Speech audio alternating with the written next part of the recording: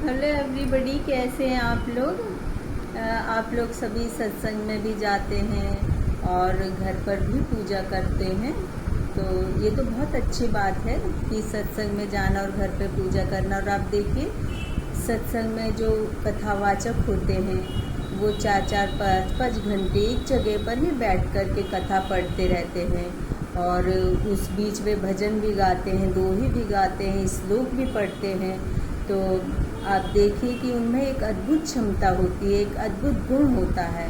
क्योंकि यदि आप चाहें तो इस तरह से चाहे कि आप भी कथावाचक बन जाएं, तो ये बहुत ही ज़्यादा मुश्किल का काम है। आजकल मैं क्या देख रही हूँ कि इंस्टाग्राम पर कई लड़कियां रील बनाती हैं कि मुझे पति कृष्ण जैसा ना मिले क्योंकि राधा को छोड़ दिया, राम जैसा ना मिले क्योंकि सीता को छोड़ दिया, मुझे रावण जैसा मिलना चाहिए। तो ये सारी बातें मुझे थोड़ी अजीब सी लगती हैं, क्योंकि आप धार्मिक तो हैं, लेकिन धार्मिक होते हुए आप कुछ तह तक जाइए कि जिन वजह से आप बोल रहे हैं वह वजह एकदम ही निराधार है। क्योंकि राधा को कृष्ण ने छोड़ा नहीं था, वो उस समय का उनका राजकाल था, उस समय उनकी ऐसी मुश्किल थी, मजबूरी थी, क्योंकि वे धरती पर एक इंसान बन कर के आए थे। और जब इंसान बन कर के आए थे तो उन्हें इंसान के रूप में ही सुख दुख भोगने थे।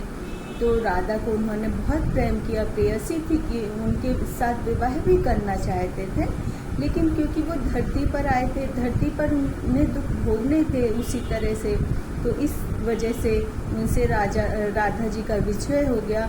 और जो हमने राधा श्याम, राधा कृष्ण, इनके प्रेम को इतना पवित्र माना है, इस संसार में उपदेश दिया है, तो वो देने वाले भी तो हम इंसान हैं।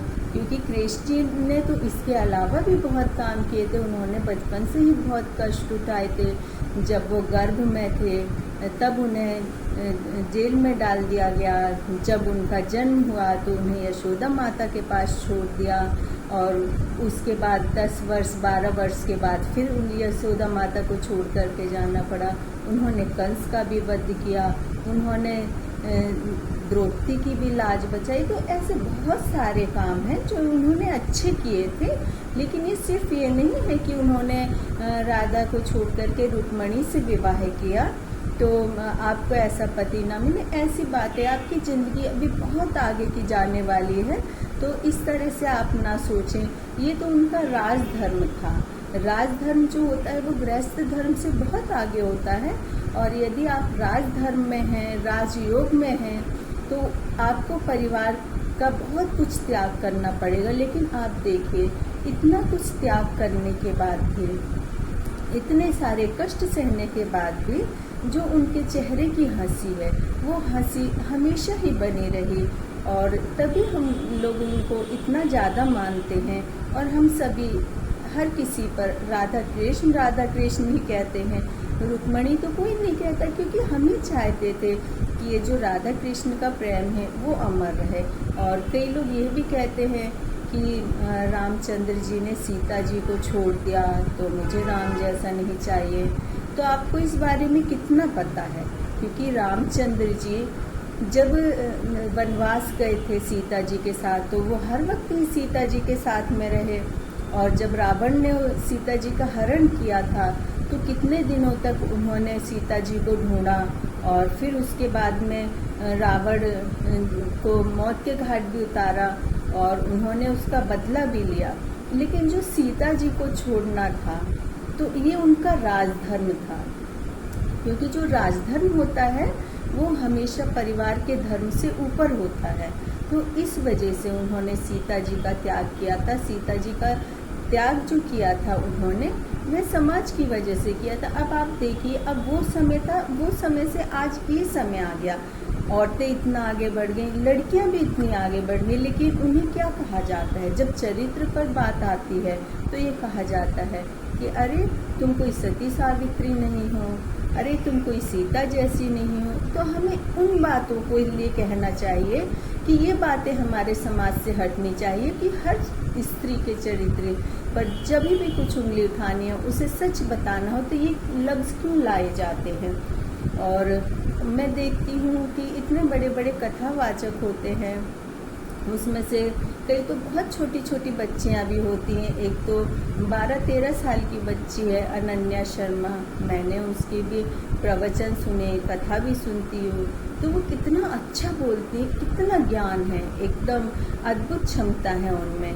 और कई बच्चों को मैंने देखा है कि सत्संग में जाते हैं और जा कर के माइक लेते हैं, और माइक लेकर के एक लड़की को मैंने कहते हुए सुना कि वो ये कह रही है कि गुरुजी से, अनिरुद्धाचार्य जी गुरुजी थे, तो उनसे बोल रही थी कि इस तरह से लकड़ी क्यों जलाई जाती है, होलिका दहन में लकड़ी नहीं जलाना चाहिए। तो मैं ये कहती हूँ कि आप होलिका दहन में लकड़ी क्यों जलाई जाती, पहले इस पे रिसर्च कर लेती।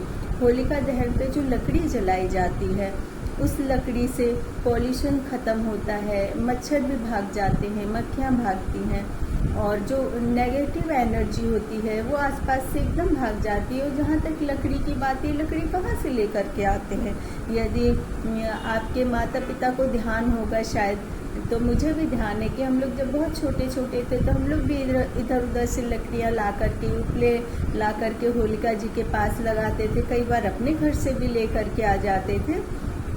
तो यदि हम इतनी लकड़ी लगा देते हैं तो इस बात पर क्यों ऑब्जेक्शन उठाना?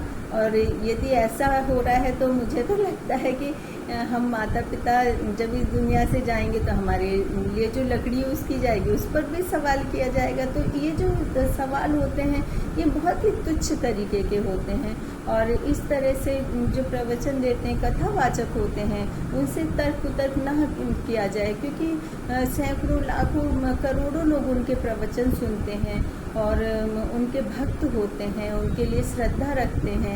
और कोई छोटी उम्र के गुरुजी होते हैं तो मेरे जैसी माताएं उनके लिए स्नेह भी रखती हैं, तो उन्हें आप कुछ ना बोलें, आप उन्हें कुछ बोलने से पहले अपने कैरियर पर ध्यान दें, क्योंकि आप लड़की हैं। तो यदि आप चाहती हैं कि आपको राम जैसा भी ना मिले, कृष्ण जैसा भी ना मिले, तो आपको तो सबसे पहले अपना कैरियर बनाना पड़ेगा, क्योंकि हम यदि कुछ अपने आप में कर सकते हैं, हम अपने आप में सक्षम हैं, तभी हम अपने लिए उम्मीद कर सकते हैं कि हमारे लिए कुछ मिले। और यदि हम कुछ नहीं, तो बस हम यही उम्मीद कर सकते कि हमें हर सांचे में खुद को ढलना होगा, और हमारे अंदर इतनी ज़्यादा काबिलियत होगी कि हम उस सांचे में ढल करके जैसा हम चाहते हैं उस तरह से हम इंसान को बना सकें। और इस तरह से भगवान के बारे में या फिर किसी कथावाचक के बारे में इस तरह से आलोचना करना बिल्कुल भी ठीक नहीं है। और एक लड़की को मैंने ये कहते हुए सुना कि शिवरात्रि में जो शंकर जी हैं उनकी पिंडी पर दूध चढ़ाया जाता है। तो हाँ, दूध चढ़ाया जाता है, लोग बहुत ज़्यादा दूध चढ़ाते, लेकिन उसके पीछे भी एक रीज़न है, क्योंकि ये जो शंकर भगवान थे इन्होंने बहुत ज़्यादा विष का सेवन किया था समाज सुधार के लिए। तो इस विष का सेवन करने के बाद में जो उनका शरीर था वो बहुत जल चुका था, एकदम काला पड़ चुका था।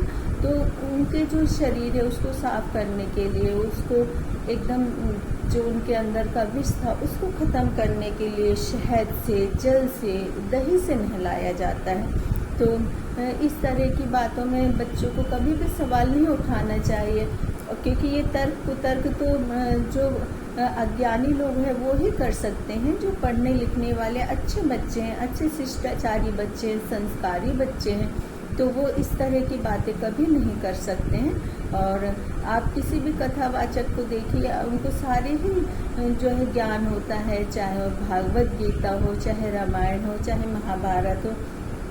5-5, 6-6 घंटे बैठ कर के वो रेगुलर कथा का वाचन करते हैं, और हम तो बैठे बैठे थक भी जाते हैं, इधर उधर उठकर भी चले जाते हैं, पानी भी पी लेते हैं, लेकिन वो बैठे रहते हैं। तो हमें ये समझना चाहिए कि एक समाज सुधारक है, ज़्यादातर इनमें से घर गृहस्थी वाले हैं, विवाह हो चुका है, और जो बच्चे प्रवचन देते हैं वो भी सन्यासी नहीं है, वो भी घर गृहस्थी वाले परिवार से ही आए हैं, और जब समय आएगा तो वो उनका भी घर गृहस्थी और उनका परिवार होगा। तो इस तरह से आप किसी को भी चुनौती ना दें। किसी को भी चुनौती देने से पहले आप 10 बार सोचिए कि आप जो कुछ भी कर रहे हैं तो गलत ही कर रहे हैं।